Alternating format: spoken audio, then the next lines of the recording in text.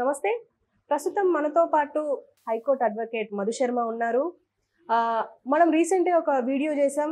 అందరూ చూసిందే.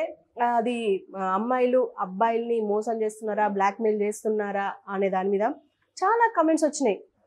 ఆ కమెంట్స్‌లో కొన్ని ర్యాండమ్‌గా కమెంట్స్ తీసుకొని సార్‌తో విశ్లేషిద్దాం. అంటే సార్ కూడా దాని గురించి కొన్ని చెప్తారు.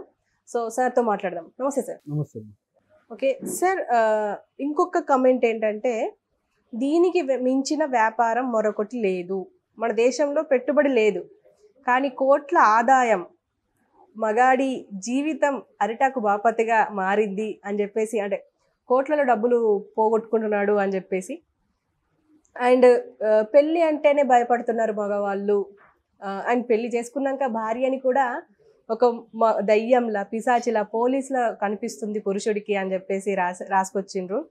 అండ్ దీని గురించి మనం ఏం మాట్లాడుకోవచ్చు అంటే, ఇప్పుడు అంటే మనం జనరలైజ్ చేసి చూసినా కూడా అబ్బాయిలు అయినా అమ్మాయిలైనా ఒక భయానికైతే వచ్చిర్రు. పెళ్ళంటే ఖచ్చితంగా ఏదో ఒక మంట, ఏదో ఒక పెంట అని చెప్పేసి ఫిక్స్ అయ్యారు. దీనికి మీరేమంటారు?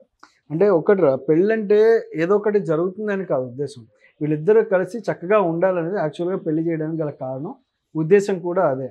బట్ కానీ ఇవాళ ఎలా అయిపోయిందంటే, మనీ లూటీ కోసమే పెళ్ళా అన్న విధంగా భయపడే పరిస్థితి వచ్చింది నిజంగా. అంటే నేను ఇవాళ చూసినటువంటి కొన్ని ఫ్యామిలీస్లో, ఇప్పుడు ఇద్దరు అబ్బాయిలు ఉన్నారనుకో, ఫర్ ఎగ్జాంపుల్ సే ఇద్దరు అబ్బాయిలు ఉన్నప్పుడు పెద్ద అబ్బాయికి పెళ్లి చేశారు పేరెంట్స్.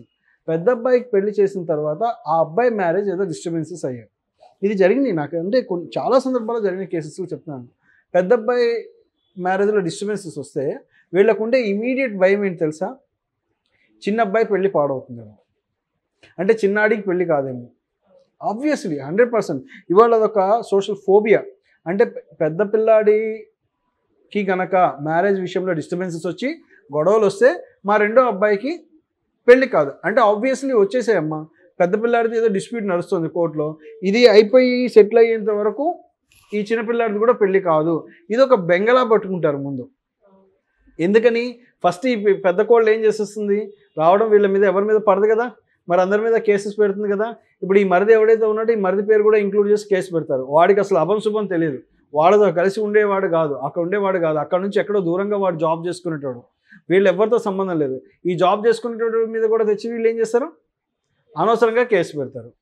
అంటే ఇప్పుడు వీటన్నిటిని డిఫెండ్ చేసుకోవాలి కదా, నాకేం సంబంధం లేదురా బాబు, అసలు నేను వాళ్ళతో కలిసి లేను, నేను లేనని చెప్పి కేసు వేసుకోవాలి. కానీ ఇప్పుడు దానివల్ల ఏమైపోతుంది, దీనివల్ల వీడి మ్యారేజ్, ఆ పెద్ద అబ్బాయి జరిగిన మ్యారేజ్ జరిగిన నెక్స్ట్ ఇయర్ ఆ 2 ఏళ్లకు జరగాల్సింది అదొక 3-4 ఏళ్ళు వీళ్ళు పోస్ట్పోన్ చేస్తారు.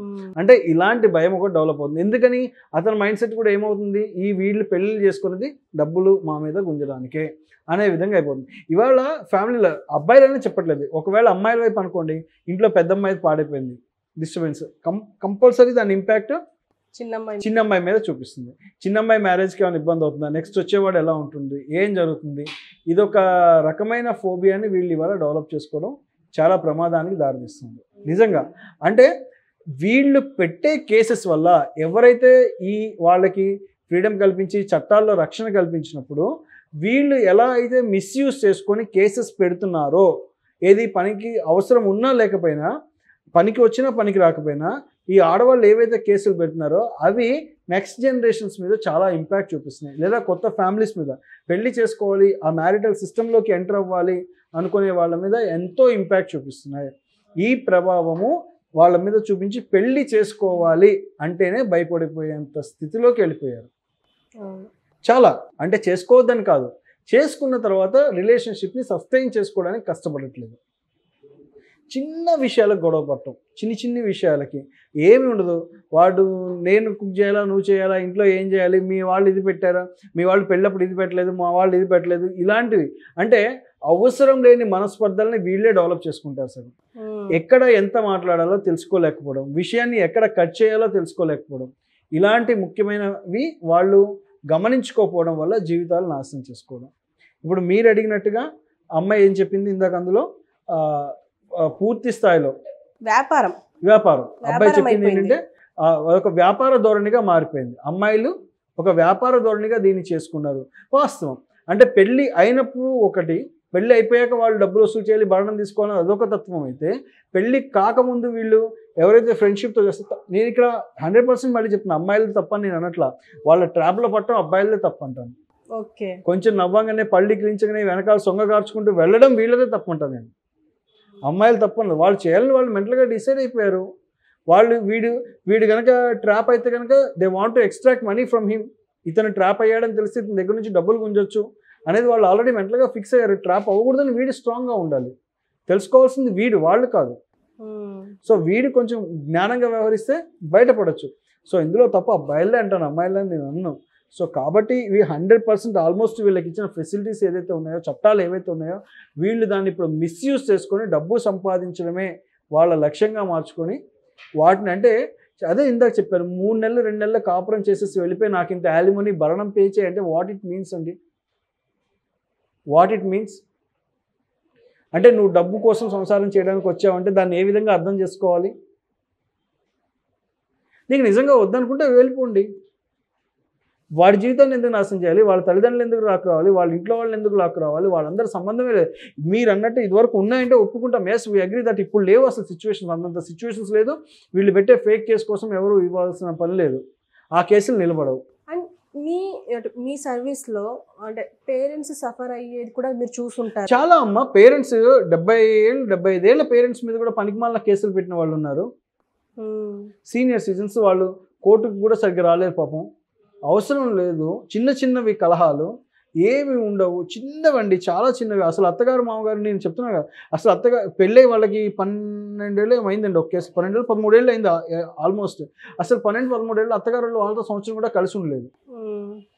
వాళ్ళు ఎక్కడో ఉండేవాళ్ళు పెద్దవాళ్ళు, వీళ్ళు పిల్లలు ఎక్కడో హైదరాబాద్లో ఉండేవాళ్ళు. వాళ్ళు ఎక్కడ ఆల్మోస్ట్ వైజాగ్ ఎక్కడ ఉండేవాళ్ళు, వైజాగ్ వాళ్ళు ఇక్కడ మన హైదరాబాద్ కాదు, వైజాగ్ పిల్లలు settle in Hyderabad, Vizag. Parents అక్కడే ఉండేవాళ్ళు పాపం. ఎందుకంటే ఆయనకి అక్కడే రిటైర్డ్, గవర్నమెంట్ ఎంప్లాయీగా చేశారు, రిటైర్ అయ్యారు వాళ్ళ ఫాదరు. ఆ చుట్టుపక్కల అందరికి పరిచయం, మార్నింగ్ వాక్ వెళ్ళడం, అలా ఆయనకి అది అలవాటు, అక్కడే ఉండిపోయారు. చిన్న ఇష్యూ గురించి ఎందుకు ఆయనకి వాళ్ళ ఫాదర్కి బాగాలేక ఒక 1 వీక్ వచ్చి ఇక్కడ ఉండాల్సి వచ్చింది. దాని గురించి యాక్చువల్గా డిస్ప్యూట్ వచ్చింది. అది చిలికి ఒక్క 1 వీక్ కోసం చిలికి గాని వాళ్ళై వీళ్ళిద్దరూ విడిపోయేంత పరిస్థితి వచ్చింది. ఒక్క 1 వీక్ కళ్ళు 1 వీక్ ఒక్కడే పిల్లాడు, ఇద్దరు కూడా కాదు, ఒక్కడే పిల్లాడు వాళ్ళకి. అది చాలా లేట్గా పుట్టాడు ఆ పిల్లాడు కూడా వాళ్ళిద్దరికి. అది త్రూ ఐవీఎఫ్ పుట్టాడు, ఐవీఎఫ్ ద్వారా పుట్టిన పిల్లాడు అనుకుంటా వాళ్ళకి. అంటే వీళ్ళ మెంటల్ స్టేటస్ ఎలా ఉంటది అంటే, ఇప్పుడు చెప్పినా వినరు, మొండి. నేను పట్టిన కుందేలకి 3 కాళ్ళు అంటారు చూసారా, చెప్పినా వినరు. చాలా ఫోర్స్ఫుల్గా చెప్పాలి, చాలా కన్విన్సింగ్గా చెప్పాలి. నేను అదే అంటాను, ఇవాళ రిలేషన్షిప్లో ప్యాంపరింగ్ అనేది మ్యాండేటరీ అయిపోయింది. కాస్త కన్విన్సింగ్గా చేస్తూ బుజ్జగించాలా, పొగడాలా, మనిషిని మన లైన్లో పెట్టుకోవాలి, రిలేషన్షిప్లో నేర్చుకోవాలి. ప్యాంపరింగ్ అనేది అంత ఇదిగా అయిపోయింది. అంటే ప్యాంపర్ చేసినా వింటారు అనేది చెప్పలేము. ఉంటే ఉండొచ్చు, లేకపోతే లేదు. నాకేంటి ఇవాళ I'm N independent, I'm ending my self. నా అంతా నేను సంపాదిస్తున్నాను, నేను ఇండిపెండెంట్గా ఉన్నా, I can purchase anything my self అన్న డెసిషన్ వచ్చినప్పుడు, so you cannot purchase the husband with the money, you cannot purchase the wife with the money, you cannot purchase the children with the money, you cannot purchase the relationship with the money. డబ్బుతో పెట్టి అత్తమామల్ని కొనలేరు, డబ్బుతోటి భార్యను కొనలేరు, డబ్బుతోటి భర్తను కొనలేరు, డబ్బుతోటి పిల్లల్ని కొనలేరు, డబ్బుతోటి తల్లిదండ్రుల ప్రేమను కొనలేరు. ఇవన్నీ డబ్బుతో వచ్చేవి కాదు. బట్ ఇవాళ రిలేషన్షిప్ని, ఇవాళ భార్యాభర్తల బంధాన్ని ముడిపెట్టేది డబ్బే అయిపోయింది.